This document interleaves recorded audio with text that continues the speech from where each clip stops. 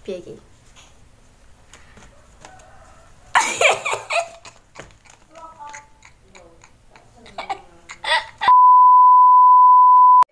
Openingnya piye ya? Openingnya kudu dhewe lah ya. Openingnya. Ini mesti kayak Vimis kan. Loh gak apa-apa. Yo Bacakan. coba. Wah, gojek. Aduh, Mbak mangan ah. Gak sih tuh filmnya. Pelaku kok sak menit tadi guyut tok. Oh, gemplung. Aduh, matangku kaku. Tapi aku melembung. Anjay. Anjay, ya Allah. Ah. Mbak, Kak mari-mari. Setan, cerita setan. Iya, cerita setan. Sik, kota gue. Aduh. Iki mang kena itu kok medelek ya. Kowe iki setan yang betul kok. Happy ini. Kena setan yang medelek. Setan kayak gini ora ada sing wedi. YouTuber miskin gak enak AC, gak enak apa. Aku kismin ya. Oma yo ngono kipas. Kipas kumal. Ngene efek ini. Aduh. Dhewe 2 menit nguyut tok. Ayo. Gak apa-apa. Sakno HP-ne yo.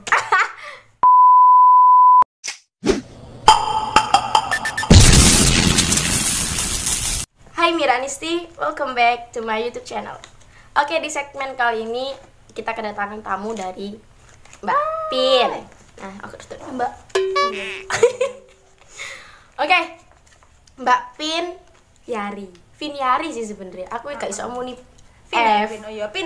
Pin. Oke, sorry guys, dari kemarin gue nggak up video karena ya yang namanya udah kena istilah males mbak yo. Wis wangel pokoknya wis mbok. Nah, Mbak Vin jauh-jauh datang ke rumah Ai. Gak jauh sih, Mbak.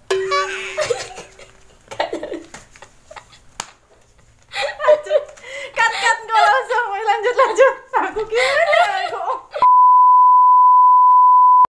Mbak Vin Yari. Nama aslinya siapa sih Mbak aslinya, Mbak? Nama asli Vin, Yari ku singkatan nama. Apa? Yulia Ambarwati. Wow. Neng kene, oh my god. Oh alah, aku kan delok ikunnya sampean apa? Apa? YouTube. Bukan. Instagram. Bukan. Apa? Nah, apa? Apa? Facebook. Iku lho sih. Apa? Story Oh, WhatsApp. story. Kan kocone sampean nyebut jenenge sampean panjang banget tuh. Oh, iya. Terus Yari ku teko endi aku ngono. Sumpah Yari demi ku Allah. singkatan nama, Bro. Oh. Mau reveal ning kene. Oh, gak ngono lho, tak Gurung titik gak apa-apa. Oke. Mbak Vin, tapi Vin asli. Vin asli. Bekne asline Vivin disingkat Vin gitu. Oh, Vin asli. Vin. Oke, Mbak Vin, sebenarnya sampean iki kok jadi bahasa Jawa ya?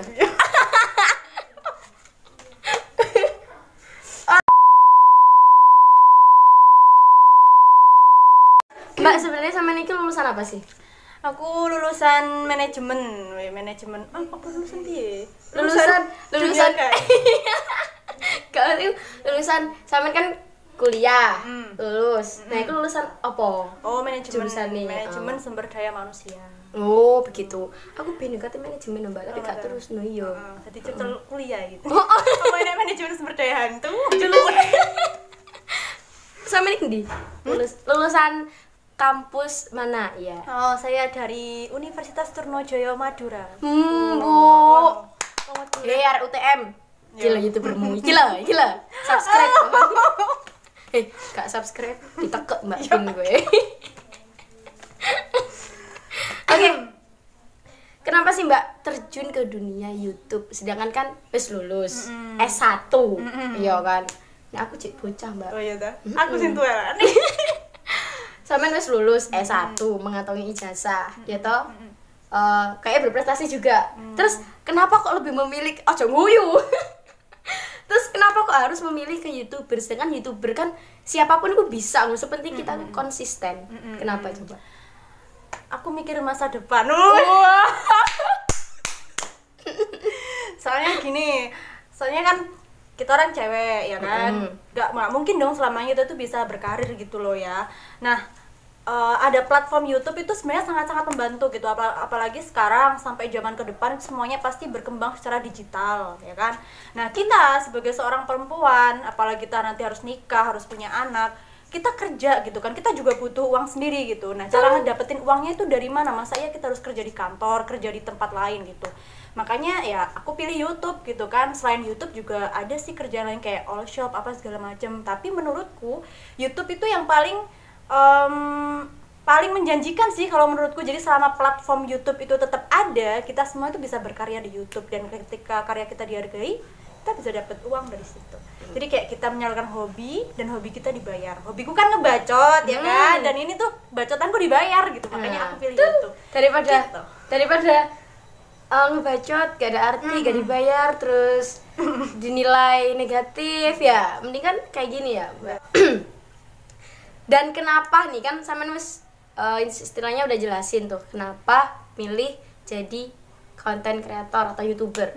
Nah, sebagai konten YouTuber kan sebenarnya konsepnya kan banyak nih. Ada kayak beauty vlogger, ada kayak misalkan bikin vlog atau tutorial apalah, terus kayak misalkan mukbang kayak yang lainnya gitu kan. Terus kenapa kok bikin konten horor gitu loh? Karena aku suka hantu. Gak. Jadi gini, iki ya nek seneng hantu lucu. Jadi gini, maksudnya yang dulu yang subscriberku yang awal-awal masih kayak 7, 8 dulu itu pasti tahu waktu pertama kali aku upload video di YouTube itu aku upload mukbang makan ya kan.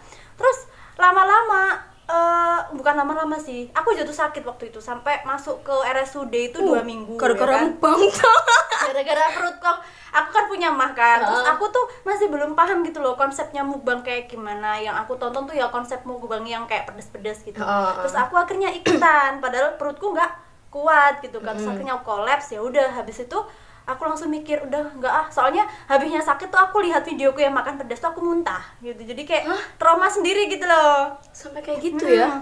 Muntah. Terus habis itu aku hapusin semua videoku mukbang di YouTube, mukbang di Instagram aku hapus, ganti aku konten make up ya kan, make up dandan bla bla bla. Ternyata lagi-lagi wajahku tuh langsung breakout parah.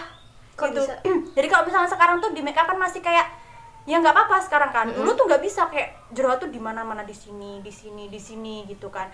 Mungkin memang karena aku yang nggak bisa ngebersihinnya tuh nggak bagus gitu ya, nggak bersih. Dan juga ditambah apa wajahku ini oily gitu loh, oily acne gitu kan. Jadi kayak berminyak terus berjerawat. Makanya kayak aku mikir Kayak sensitif gitu.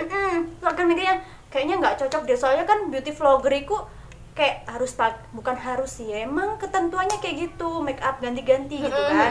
Bahkan hampir setiap hari take gitu kan. Berarti kan nggak bagus untuk wajahnya. Ya udah aku stop. Terus aku memang suka banget sejak aku bikin video mukbang itu, aku juga suka nontonin videonya Nessie. Ini kan Nessie. Iyalah, Nessie itu presidennya gitu kan, ketuanya per-YouTubean horor kalau menurutku sih Nessie. Terus habis itu aku mikir, ya aku kan suka ngomongin horor, di mana-mana aku pasti cerita horor sama teman-temanku, cerita setan gitu. Kenapa aku nggak ngebacot tentang setan, tentang misteri, tentang pembunuhan apa segala macam. Ya udah, jadilah seperti itu. Sebenarnya enggak sih, semuanya kan sama ya, tergantung kita. Tapi kan kadang emang seperti itu. Kalau aku sendiri kayak mukbang juga apa sih kayak gimana gitu loh. Maksud aku sendiri Gak kan masuk passion gitu. Apalagi kan kalau kita bagi orang yang punya mah, kalau perut kan nggak bisa makan langsung banyak kan. Kalau punya mah otomatis ya bakalan sakit gitu loh. Terus kalau make up juga sama, aku nggak mau ambil resiko karena emang aku jarang pakai make up, jarang pakai krim. Bahkan kalau aku manggung, aku kalau Mbak tahu aku pakai bedak apa coba? Baby. Paling aman itu. Jadi yang lain touch up, aku cuma diem aja ngeliatin. Aduh, jauhin tuh udah. Nah, ya kayak apa ya? Ya passionnya di sini gitu. Orang kan beda-beda emang. Nah, nih kan berhubung ini ada di kontennya Mira. Nah ini kan di edisi curcol kan ya, curhat bacol. Nah selama tag pernah nggak sih Mbak Vin tuh diganggu sama hal-hal yang nggak terduga? Pernah. Pernah. Pernah. Dan itu tuh memang masih ada ya videonya. Mungkin Mbak Mira udah nonton. Oh, Nah, itu mungkin yang belum nonton ya, subscribernya Mbak Mira bisa langsung dicek, promosi. Enggak apa-apa. Ya nanti ditaruh di deskripsi kok, tenang aja. Jadi kayak aku nggak pernah berharap untuk diganggu karena memang aku bisa sih beberapa kali bisa merasakan kehadiran mereka gitu kan, dan aku yakin semua orang juga pasti sensitif sebenarnya kan, tapi aku nggak pernah bisa melihat gitu kan, apalagi mendengar. Terus tiba-tiba pas waktu take itu tentang hotel-hotel terangker di Indonesia ya kan, nah aku waktu itu ngebacain awal-awal aku nggak apa-apa. Emang kejadian saat itu tuh aku take sendiri di rumah. Orang tua itu bukan kerja sih, ke rumah bibi kalau nggak salah.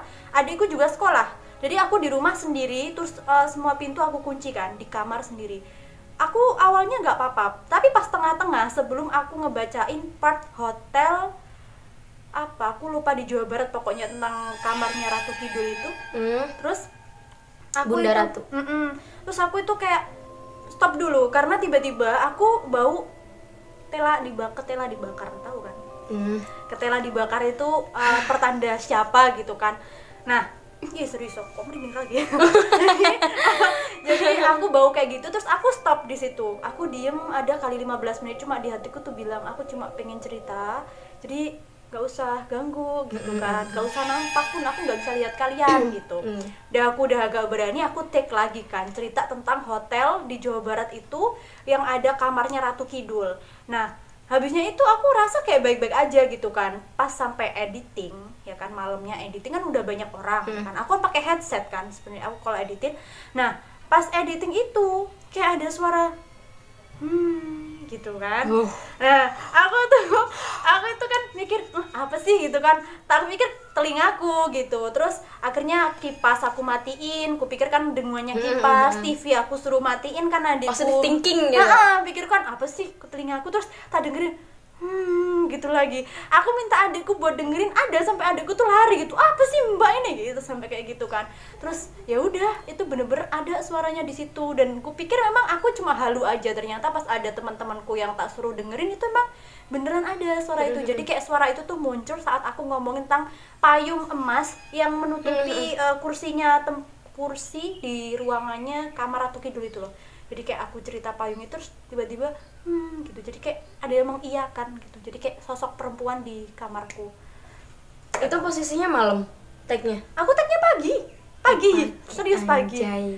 Aku sampai oh my god, tuh berarti di kamarku ada. Ya udah, kalau selama kamu gak ngeganggu aku, ya udah kamu di situ gak aku apa-apain gitu. Ya takut sih sebenarnya. Cuma ya udah sih. Kan aku yang punya kamar itu. Masa dia mau ngambil alih kamarku ya kan? Betul. Cukup sekali aja kamu gitu, gak usah lagi kayak gitu mikirku. Oke lah. Terus kan itu gangguan selama tag. Terus kalau diganggu, kayak misalkan gangguan mistis di luar tag, kayak penampakan atau apa, pernah nggak? Kalau penampakan sih enggak, soalnya kan aku pun menurutku aku nggak bisa melihat karena aku belum pernah melihat. Cuma kalau apa sih mendo tau nggak sih mendo menyerupai itu pernah dulu. Jadi waktu aku ini nggak apa cerita sini? Nggak apa-apa, cerita ya. Jadi waktu itu aku masih kelas 5 SD. Dan itu masih udah zaman apa sih, masih zaman dulu kan, maksudnya jalan di rumahku pun itu masih kayak, jadi kayak dusunku tuh ada 3 blok ya kan. Aku tuh blok paling utara, jadi blok tengah itu jadi ada, kayak masih sepi-sepi ya. Masih deso banget wes ya, deso banget pokoknya. Di tengah itu ada musola langgar ya kan, terus ada blok selatan. Nah, aku kalau mau sholat maghrib itu kan pasti harus ke blok tengah kan. Jalan dari blok utara ke blok tengah itu kayak, nggak sih, rumpun padi gitu. Bukan rumpun padi, itu emang padi. Padi sih, bambu. Itu rumpun bambu kayak gitu. Ya pokoknya surem banget tuh loh, samun busu Jawane ya apa sih, nanti kasih translate ya. Kayak angker banget gitu kan. Nah, tengah-tengahnya rumpun bambu itu kayak ada pohon kapuk. Oh shit. Ya kan? Pohon kapas sama segala macam. Nah, sebelah sini, sebelah timur kan. Ini jalannya itu masih belum makada, belum semen, masih jalan tanah ya kan. Terus sebelah sini, sebelah baratnya ini itu masih belum ada rumah, jadi kayak masih ada pondasi. Pondasi pun nggak ditutup, nggak dikasih rumah-rumahan, nggak ditempatin, tuh pondasi doang, 2 pondasi gitu kan. Ada pohon jati sama pohon apa sih, bunga kenanga. Ya bunga kenanga kan. Nah otomatis pas lewat situ kan, jangankan ditemuin sama mereka, maksudnya ada penampakan atau kayak mana, kita bau bunga kenanga saat sepi aja gitu udah serem kan. Nah waktu itu aku ke Langgar sama temanku kecil namanya Ulfa, ya kan.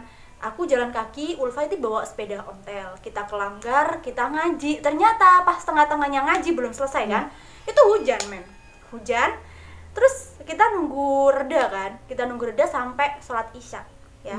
Terus habis itu sampai sholat isya kok belum reda. Ya udah kita nekat pulang, pikir kita ya udah nanti di rumah ganti baju gitu kan. Tapi tuh di musola nggak cuma 2 orang kan?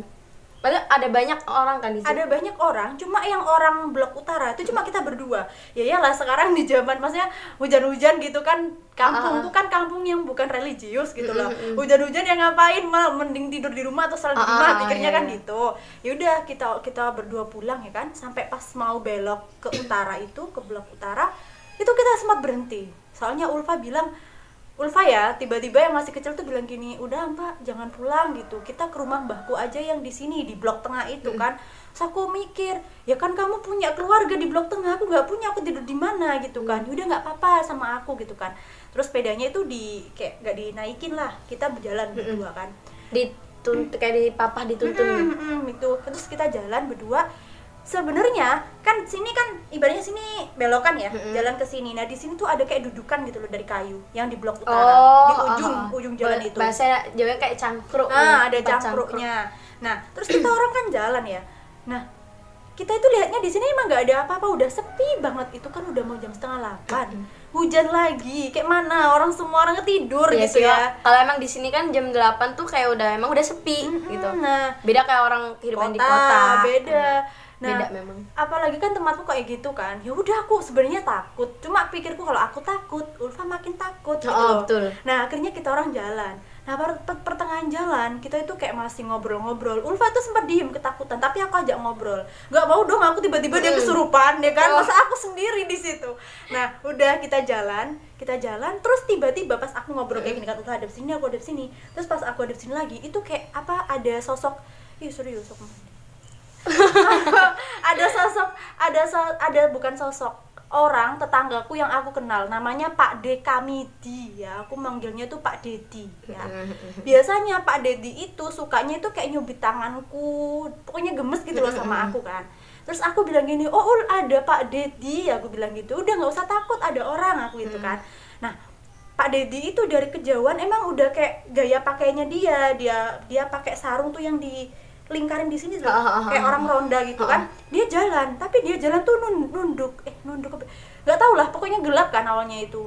Nah terus pas kita udah papasan gini, pas di sampingnya pondasi bangunan yang belum ditempatin itu, terus di sininya itu ada rumpun bambu ya kan, kita orang papasan gitu kan. Nah aku pikirku kan sebagai yang anak muda ya, sama orang tua kan nyapa gitu. Cuma anehnya memang sebenarnya biasanya kalau ketemu aku, Pak Dedi itu selalu kayak langsung lari terus nyubitin aku. Nah itu tuh enggak, dia diem aja. Cuma aku kayak ada yang beda. Positif thinking aja. Aku bilang mungkin sakit atau kayak mana. Aku langsung nyapa gini kan, Pak De, aku bilang gitu kan. Terus pas tak gituin, dia tuh langsung kayak gini loh. Wih anjay. Jadi kayak tatapannya tuh benci gitu loh ya kan, kayak tajem banget gitu. Padahal tuh nggak pernah Pak Dedi kayak itu, sumpah.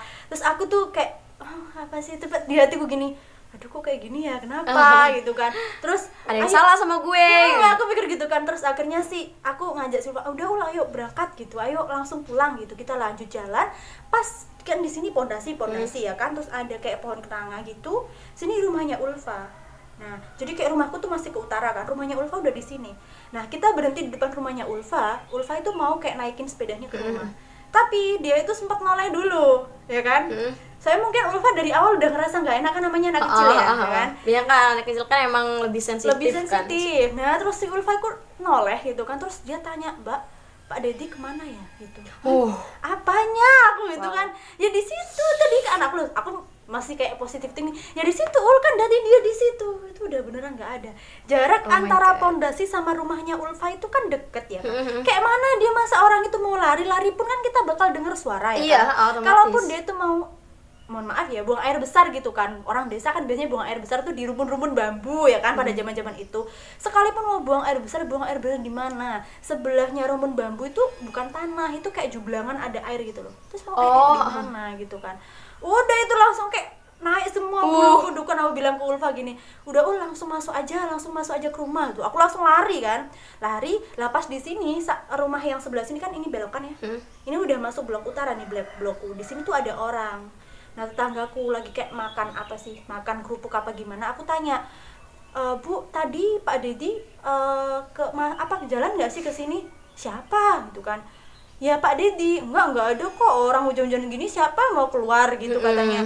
Nah terus siapa gitu kan, aku langsung lari ke rumahku, ngelemparin mukenaku kan, langsung aku lari ke rumahnya Pak Dedi. Ternyata pas aku masuk rumahnya Pak Dedi kan, itu Pak Dedi tuh lagi kayak tengkurap gitu loh, dipijetin sama cucunya. Nah terus aku tanya, loh Pak Dedi kok di sini? Emang kenapa gitu? Ya tadi kan Pak Dedi di sana, kok bisa di sini? Siapa di sana? Orang dari tadi di sini kok capek-capek mau kemana gitu kan? Aku mikir itu tadi siapa gitu. Aduh. Sering banget emang kalau kayak gitu. Jadi ini buat teman-teman, kalau misalkan kalian cerita tentang hal-hal gaib atau mistis, misteri, itu ya nggak jarang mereka tuh yang diceritain pasti ngerasa terpanggil dan datang gitu. Jadi aku juga sering Mbak, kalau misalkan lagi tag terus tiba-tiba dia diem di pojokan. Ngapain? Terus ya diem aja ngeliatin gitu, kayak gue nggak ada di sini kayak gitu. Sekarang juga ada dari luar tuh kayak serak gitu. Iya gue tahu kadang kayak gitu, tapi kadang kan meskipun kita tahu kan kadang kayak kaget gitu kan, tiba-tiba suasana hening terus ada suara gitu loh, kan otomatis kaget gitu. Kadang juga tiba-tiba dari atas tuh kayak gerak gitu, apa coba ngapain gitu loh, kan nggak mungkin juga. Aku kan lebih sering kalau tag malam. Ya mana mungkin lah sekarang anak kecil-kecil main malam kan, nggak mungkin gitu loh. Nah kalau kayak nyerupai sosok orang atau kayak itu sering aku juga. Kadang mamah pun juga, kadang teman-teman aku tuh kayak di jalan pakai motor apa tadi, pakai helm juga sama. Tapi anehnya kalau tiap kali disapa itu sama, diam aja. Diem atau enggak ngasih tatapan yang tajam gitu. Kadang kayak ditegur kan aku sama temen-temen, sombong lu, disapa enggak malah diem baik gitu. Ada yang bilang kayak gitu, ada juga yang disapa malah melengos sih intilahnya kayak gitu. Loh padahal aku nggak kemana-mana gitu, aku stay di rumah gitu. Bahkan waktu kapan itu sebelum corona, sebelum pandemi lah, mama kan di luar. Nah aku tidur di depan situ sambil nonton TV. Mama bilang ketemu aku katanya di luar, pakai seragam pramuka kayak mau berangkat ngajar kan. Mau berangkat ngajar, terus mama tanya dong, loh mau ngajar di mana gitu? Kan sekarang hari apa gitu. Tapi anehnya si akunya itu nggak nengok. Dan itu bener-bener pintunya kebuka, yang di luar tuh bener-bener kebuka. Terus pas mama masuk, kaget dong, loh kok di sini gitu. Lah emang kenapa? Tadi yang berangkat siapa? Sering banget kayak gitu, sering banget, teman aku sering kayak gitu. Jadi ya udahlah. Makanya kan aku sering banget kayak bikin story, guys kalau misalkan ketemu gue di jalan dan gue nggak pas disapa gue nggak nengok, itu berarti bukan gue gitu. Soalnya sering banget kayak gitu emang. Dan aku kan punya A nih. A tuh kayak A tuh bahasa Sunda, emas artinya, atau kakak laki-laki. Nah itu kan dia kan juga bisa kayak gitu kan. Emang kita kan ada keturunan. Jadi kalau misalkan ada apa-apa itu dia pulang tapi bukan wujudnya dia kayak apa sih, kayak jiwanya kayak astral projection gitu loh. Kalau istilahnya sekarang itu kalau orang Jawa tuh bilangnya ngerogoh sukmo. Nah kalau misalkan butuh apa-apa atau ada pasien yang kayak parah gitu, dia otomatis pulang kayak misalkan siapin dupa, jadi dia pulang jadi kamar gitu. Tapi kita nggak lihat gitu. Tapi pernah sekali pas aku sakit kangen banget sama si abang kan, udah nggak pulang 3 tahun ini, bener-bener nggak pulang. kangen banget sama si abang. Terus karena aku sakit kan, tiduran di bawah situ sambil nonton TV, udah ketiduran kayak gitulah waktu mens. Kan sakit banget. Terus mimpiku tuh si A aku tuh pulang terus bilang, "Dek, kenapa?" gitu. "Udah nggak apa-apa, habis ini juga nggak sakit," gitu. Terus aku kaget dong, tempat aku pas aku buka mata melek, nggak ada gitu. Tapi bener-bener udah nggak sakit gitu, udah nggak sakit gitu. Maksudnya tuh udah kayak berkurang gitu loh. Ya kalau misalkan buat kalian yang percaya kayak ilmu sains, condong memang kita berlawanan. Nggak Itu bisa, apaan sih? Karena emang sains sama dunia kayak gini tuh nggak pernah bisa nyatu sampai kapanpun. Sampai kapanpun nggak bakalan bisa nyatu. diperdebatkan. Jadi kayak orang misalkan bilang, enggak ada itu namanya kesurupan, tuh cuma orang itu tuh kebanyakan tekanan, stres. Ya udah, nggak bakal bisa nyatu, nggak bakal bisa ketemu karena emang beda, ya kan? Di agama Islam kan, kayak di agama apapun kan pasti percaya dong dengan Tuhan, dan pasti kayak gaib kan pasti ya semua orang tahu lah gitu loh. Syaiton, a'udzubillahi minasyaitonirrajim, syaiton kan sudah bener-bener emang ada gitu loh, dan itu musuh yang nyata bagi manusia. Dan di Alif Lam Mim surat Al-Baqarah yang pojok pertama itu kan juga kayak kita kan disuruh percaya sama hal gaib kan. Nah tapi anehnya dia tuh nggak mau gitu loh, nggak mau percaya gitu. nggak percaya adanya setan, adanya santet, adanya apa itu nggak percaya. Bahkan pas aku bilang kayak gini, berarti kalau lu nggak percaya hal gaib, berarti lu nggak percaya dong kalau Allah itu ada. Benar-benar. Iya kan? Allah kan barang gaib. Iya kan? Bisa nggak kita ngelihat Allah? Enggak kan? Ngerasain nggak kan? Bahkan jangankan Allah, jangankan Tuhan, angin pun bisa nggak lu lihat angin? Kan nggak bisa kita lihat anginnya kan, cuma bisa ngerasain. Ya sama gitu loh. Angin itu juga hal gaib yang bener-bener nyata gitu kan. Terus kalau misalkan iya sih kita nggak bisa nyalahin sebenarnya ilmu sains sama itu, sebenarnya nggak bisa disalahin. Kalau kalian percaya sama ilmu sains, monggo, tapi jangan kayak judge, apalah segala macam yang orang lain percayai gitu. Jangan terlalu ngejudge, ya apaan sih, gaib kayak gini nggak jelas, lu gila, lu stres kan. Kadang ada yang orang yang kayak gitu kan. Ya udah gitu loh, kalau lu percaya sama sains, ya udah lu urusan lu gitu loh, bukan urusanku, ya urusanku gitu loh kan. Kayak misalkan lu debat kayak pas sama gua, kalau kita beda pemahaman kan nggak ada untungnya juga. Balik lagi gitu kan, apa yang kamu percaya, apa yang aku percaya gitu. Nggak usah langsung didebatin gitu, nggak bakal nyatu gitu kan. Ya itu nih. Pokoknya buat semuanya yang kayak apa langsung bash ini tuh apa sih, nggak jelas itu kesurupan, buat apalah, acting segala macem, please nggak usah kayak gitu loh, karena kalian nggak bakal percaya apa yang kami percaya gitu loh. Dan ya kami menghargai, ya kalian harus menghargai gitu sih. Pesan buat teman-teman aja ya, sering kali ngebash orang-orang yang percaya dengan gaib tuh kayak orang aneh, kayak orang apa segala macem. Ya tadi, hal gaib tuh nggak akan bisa kalian percaya sebelum kalian tuh mengalaminya sendiri gitu. Betul. Jadi kalau buat kalian yang misalkan kesinggung nih sama kata-kata kita, ya mohon maaf banget, mohon maaf. Ini buat kalian yang emang nggak bisa menghargai orang ya. Tapi kalau buat kalian yang udah bisa menghargai orang, yang bisa menghargai kepercayaan orang lah intinya, makasih banyak buat kalian lah intinya. Soalnya mau gimana pun sains sama gaib tuh nggak bisa disatuin gitu loh. Sampai kapanpun. Misalkan kalian cari titik tengahnya pun juga nggak bakalan bisa. Jadi ya udahlah, kalian silakan percaya dengan kepercayaan kalian. Kita percaya dengan apa yang kita percaya kita. Udah gitu aja, beres. Gitu. Oke, ada yang mau ditanyakan lagi? Enggak.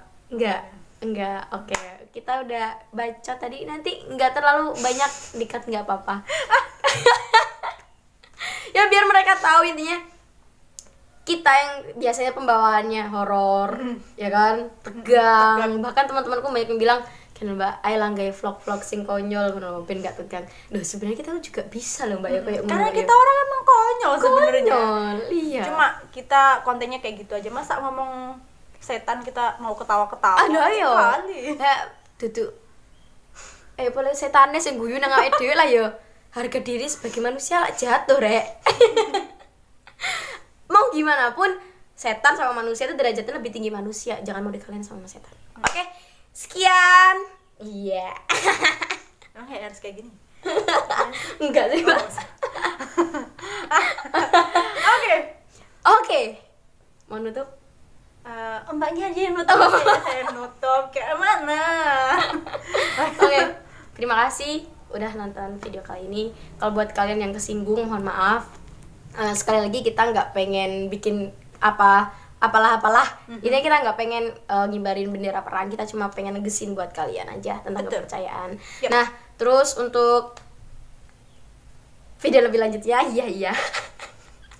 Jangan lupa like, comment, and subscribe. Tunggu juga nanti bakal collab di channel aku.